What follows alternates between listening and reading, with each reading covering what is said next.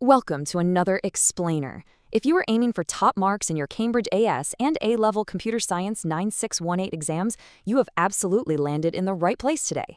Picture this. You're sitting in the exam hall, the clock is ticking down, the pressure is mounting, and you flip the page only to be greeted by a massive, multi-part database design question. For a lot of students, panic sets in. But today, we're going to completely change that. We're doing a deep dive into entity relationship diagrams and documenting database design.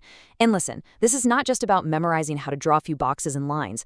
It is about learning to think logically, systematically, and precisely like a senior software engineer. We're going to break down the exact strategies that separate the average grades from the top-tier A-star performances.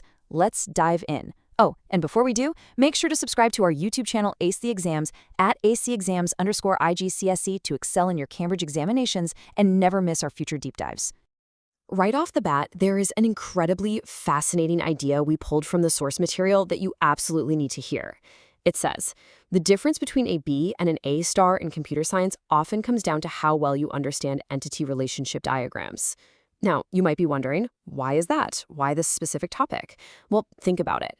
ER diagrams are the foundational blueprint of literally any relational database out there, and databases form the absolute backbone of modern computer systems. They're everywhere. If you stumble on your foundation here, everything else crumbles. Your queries will fail, your normalization process will be completely flawed, and your overall data integrity will just collapse. The examiners for the 9618 syllabus know this.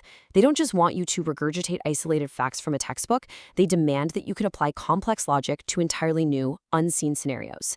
Mastering this is your key to unlocking those top grade boundaries. So here's our roadmap for today's session. First, we'll uncover the A-star database secret. Second, we're going to look at the method mark strategy. Third, we'll walk through the standardized solving sequence. Fourth, we'll identify 3 deadly exam traps. And finally, we'll discuss why context is everything. Let's jump right into Section 1, the A-star database secret, decoding the academic benchmarks. When a senior Cambridge examiner sits down with a red pen to look at your paper, what are they actually searching for? They are checking for highly logical, incredibly structured reasoning. Let's look at 2 very different approaches to a typical question. Let's say we have 2 students. Our first student, let's call him Alex. Alex relies entirely on superficial breadth. He overloads his answers with raw computer science facts, but there is zero analysis. If the exam asks for a database diagram of a school, Alex just frantically draws rectangles for student and teacher with a random line connecting them, hoping some of it sticks. He knows the terms, but he doesn't show the logic. Then there's Sam. Sam is our A-star candidate. Sam prioritizes analytical depth. Instead of just stating facts, Sam uses the Peel framework. That's point, evidence, explanation, and link. So Sam doesn't just draw the boxes. Sam explicitly resolves the many-to-many relationships by introducing a link entity, explains why it prevents data redundancy, and crucially, links it directly back to the school scenario provided in the prompt. This analytical depth, this ability to explain the why behind the what, is exactly what unlocks those higher-order marks. Before we continue, subscribe to our YouTube channel Ace the Exams at acetheexams_IGCSE to excel in your Cambridge examinations. Click that subscribe button and hit the bell icon right now. Moving on to Section 2, the method mark strategy, earning points for your process. Okay, this is a massive paradigm shift that you need to internalize. The method mark strategy fundamentally shifts the focus to your analytical journey, not just your final destination. Cambridge examiners award marks for systematic analysis and clear procedural steps, even if your final outcome isn't 100% perfect. Let me give you a realistic scenario. Imagine you're tackling a brutal 15-mark question where you have to design a normalized database for an international airline. In the intense heat of the exam, maybe you accidentally draw one single crow's foot notation pointing the wrong way on your final diagram. A student who only cares about superficial answers thinks they've just lost all their points. Game over, right? Wrong. If you systematically documented your intermediate steps, if you clearly identified the primary and foreign keys along the way, if you showed your working for moving from first normal form to third normal form, the examiner can see your logic. They will award you method marks for your process. You are literally earning points for showing your work. This is why you must never, ever just write down a final answer without showing the logical steps you took to get there. And this concept perfectly illustrates how database design doesn't just exist in a vacuum. It connects to the broader computer science syllabus, specifically when evaluating algorithm quality. Think about it. If you fail to properly normalize your ER diagram, what happens? You create massive data redundancy. You're storing the exact same customer information in 50 different places. That completely destroys your space complexity. And it gets worse. Because your space complexity is bloated, any search algorithm running on that database has to sift through mountains of redundant data, which in turn ruins your time complexity. An elegant, streamlined ER diagram inherently optimizes both time and space complexity, and it allows your system to handle edge cases gracefully without crashing. When you explain these cascading effects in your exam using the Peel framework, examiners absolutely love it because it shows you understand the entire ecosystem of a computer system, not just one isolated topic. Welcome to Section 3, the Standardized Solving Sequence. This is your procedural framework. Stop scrolling. Subscribe to our YouTube channel, Ace the Exams, at acetheexams_IGCSE to excel in your Cambridge examinations. We've helped thousands of students improve by 2 to 3 grade boundaries. Join them right now by subscribing to at acetheexams_IGCSE and turn on all notifications so you never miss our weekly exam strategy sessions. To guarantee you capture all those method marks we just talked about, you need a highly systematic approach. You can't just wing it. Here is our 5-step standardized solving sequence. Step 1. Deconstruct the question and immediately decode the command words. Are they asking you to describe, evaluate, or explain? Those words demand completely different structures. Step 2. Extract the relevant data from the scenario. Get your pen out and literally circle the nouns. Those will likely be your entities, and underline the verbs, which will define your relationships. Step 3. Select your analytical framework. Are you applying normalization rules? Are you setting up the Peel structure for a written response? Decide before you write. Step 4. Execute with absolute clarity. Use standard notation. If you are drawing a many-to-one relationship, make sure your crow's foot symbol is exact and unambiguous. Don't leave the examiner guessing.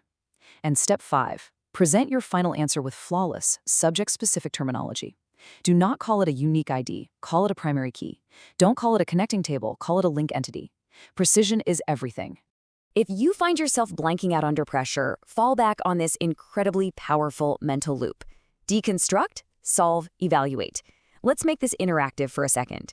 Imagine you have a 60-second timer ticking down on an intimidating, complex question about a massive factory's logistics database.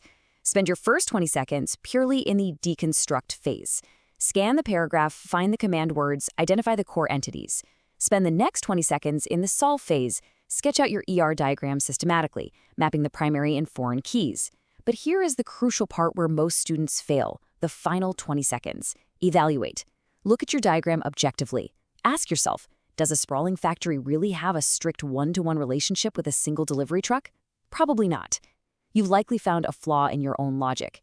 This quick evaluation phase allows you to adjust your diagram, add the necessary link entities, and justify your design before you finalize your answer in ink. Let's move into Section 4, 3 deadly exam traps. These are pulled directly from the principal examiner reports. All right, so now that we've built up your offensive framework, it's time to solidify your defense.